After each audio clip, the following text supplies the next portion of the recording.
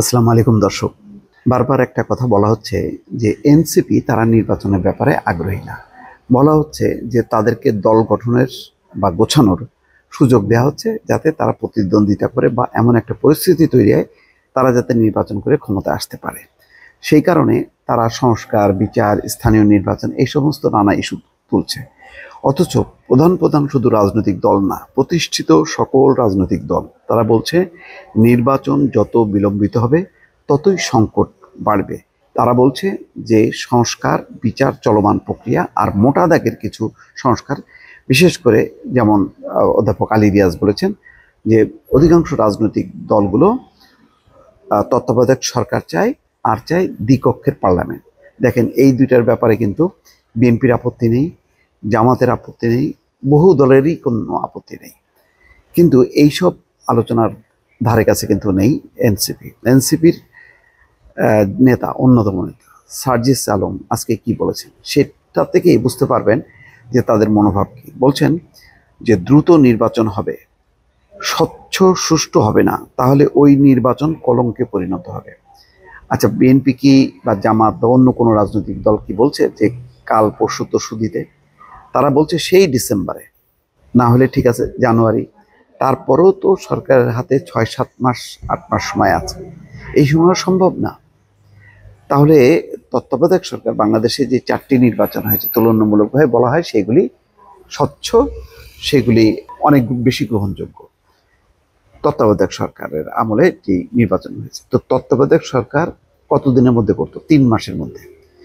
আর ইউনূস সরকারের মতন যার পক্ষে সবার সমর্থন আছে, এখানে তো যেহেতু আওয়ামী লীগ নাই, ফলে বলা যায় যে সব রাজনৈতিক দল সংগঠনের সমর্থন আছে।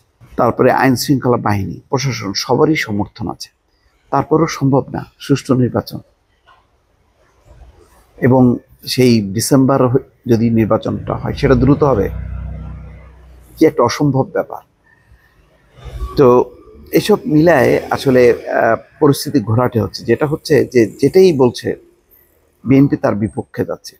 বিএনপি বলছে বিতর্কিত উপদেষ্টাদেরকে অপসারণ করতে হবে, খলিলুর রহমান, তারপরে আসিফ মাহমুদ, সজীব ভুঁইয়া এবং মাহফুজ আলম। আর তার বিপরীতে এনসিপি কি বলছে? বলছে ওয়াহিদুদ্দিন মাহমুদ, সালেউদ্দিন আহমেদ এবং আসিফ নজরুল। এটা মিলল? আসিফ নজরুলের কথাটা বাদ দিলাম, আসিফ নজরুল মানে আউট স্পোকেন কোনো কোনো কোনো কথা বলেন, কিন্তু ওয়াহিদুদ্দিন মাহমুদ বা সালেউদ্দিন আহমেদ আজ পর্যন্ত কোনো রাজনীতি বিষয়ক বা সমস্যা কোনো বিষয়ে কোনো উচ্চারণ করেছেন? কিছুই করেননি। তাও ব্রিগেডিয়ার শাকত আগে যাও বলতেন, এখন তো কোনো কথাই বলেন না। আচ্ছা, জাতীয় নাগরিক পার্টির উত্তরাঞ্চলের মুখ্য সংগঠক সার্জিস আলম বলছেন নির্বাচন দ্রুত দিতে হবে। এটা কথা হতে পারে না, বরং কথা এটি হতে পারে যে নির্বাচন স্বচ্ছ সুষ্ঠু হওয়ার জন্য সামগ্রিক প্রক্রিয়াগুলো সম্পূর্ণ করে বিচার এবং সংস্কারের পাশাপাশি চালিয়ে গিয়ে যখন এই সুষ্ঠু স্বচ্ছ নির্বাচন দেওয়ার উপযুক্ত সময় হবে, অন্তর্বর্তীকালীন সরকার বলেছে আগামী জুনের মধ্যে, তখন যেন এটি হয়। তার মানে পারলে তারা জুন থেকেও আরো পিছাই, মানে পেছাইতে পারলে ভালো হয়। দ্রুত নির্বাচন হবে, স্বচ্ছ সুষ্ঠু হবে, না হলে ওই নির্বাচন অভ্যুত্থান পরবর্তী সময় একটা কলঙ্কে পরিণত হবে। সেটি আমরা আমাদের জায়গা থেকে চাইতে পারি না। নীলফামারী এবং নীলফামারী ডোমার উপজেলায় জনসংযোগ এবং লিফট বিতরণ সময় কথা বলছে। তাহলে কি বোঝাই যাচ্ছে কিন্তু যে দিনে দিনে পরিষ্কার হচ্ছে এনসিপি আসলে নির্বাচন করতে প্রস্তুত না।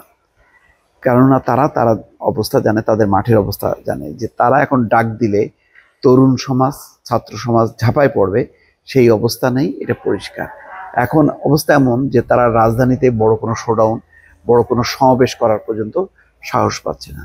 তো এই অবস্থায় সরকার বসে থাকবে এবং ডক্টর মোহাম্মদ ইউনূসও মনে করছেন যে নির্বাচনের উপযোগী পরিবেশ না নেই, এই মুহূর্তে নির্বাচন হলে সুষ্ঠু নির্বাচন হবে না বলে তিনি আশঙ্কা প্রকাশ করছেন। তো কোনো কোনো ক্ষেত্রে দেখা যাচ্ছে ডক্টর মোহাম্মদ ইউনূসের বক্তব্য আর এনসিপির বক্তব্য একই হয়ে যাচ্ছে। এটা কি কাকতালীয় নাকি আলাদা আলাদা অবস্থান থেকে বলছে? এটা নিয়েও কিন্তু রাজনৈতিক অঙ্গনে এখন নানা রকম বিশ্লেষণ চলছে। সন্দেহ অবিশ্বাস কিন্তু বাড়ছে। অনিশ্চয়তার যে কালো মেঘ কাটবে বলে মনে করা হচ্ছিল, সেটা কিন্তু ঠিকমতো কাটেনি। দর্শক ভালো থাকবেন, আল্লাহ হাফেজ।